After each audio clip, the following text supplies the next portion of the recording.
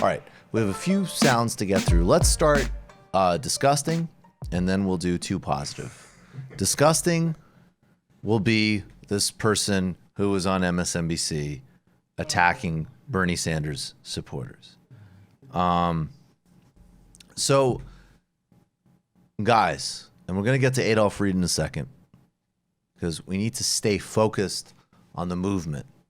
And of course, there's media double standard. I mean, look, in the last 2 days, there's a new poll showing Bernie Sanders leads in Nevada, and he just had a jaw-dropping, crushed it fundraising number.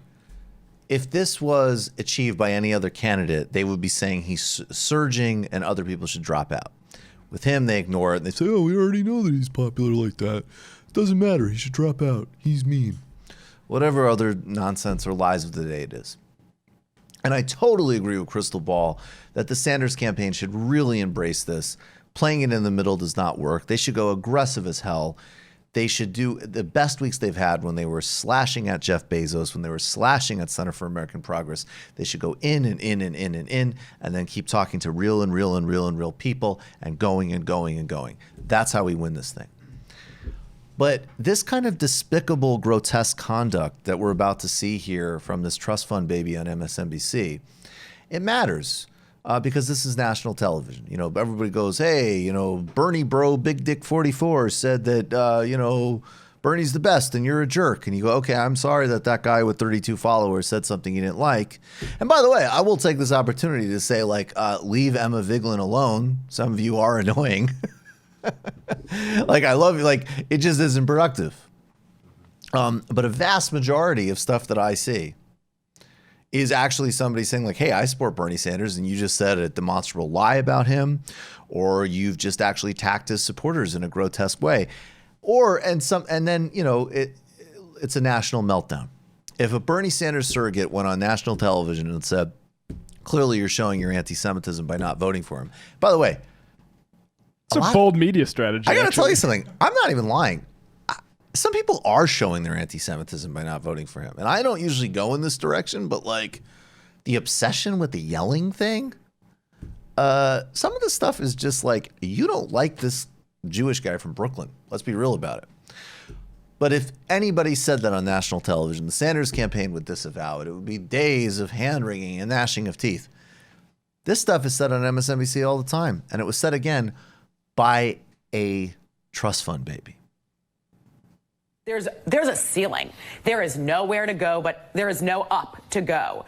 And all of those support, I actually overheard someone saying that I thought was an interesting point, that basically at this point, if you are still supporting Sanders as opposed to Warren, it's kind of showing your sexism because she has more detailed plans and her plans have evolved. I thought it was an interesting point, and I think there may be something to it. Yeah, I agree with all that. It's She just slimed a whole class of supporters, incidentally, primarily people of color and working class people. I heard somebody saying, and I think it's a good point, that her dad actually made his first fortune investing his dad's money on sugar during the Cuban Revolution. So. You know, it's funny. I actually heard from some people... It's literally true. I actually heard from some people that why the fuck is this woman even on television? She's just some rich kid from Manhattan that wants to pretend to be a progressive. But I heard and have a leadership role with literally no track record of anything. And someone told me that she had about 5,000 Twitter followers. Yeah, that's true. That. Someone told me she used to work at the Center for American Progress too. Someone told me that her family owns donated buildings at NYU. And somebody told me, is it really shocking that the entitled, spoiled children of the oligarch class might not like the only candidate that challenges them in any substantive way? These are all just things I've heard. But look, the thing that actually matters here, it matters because the race matters and there's a bias against Sanders, of course. And that's baked into the cake and it needs to be struggled against.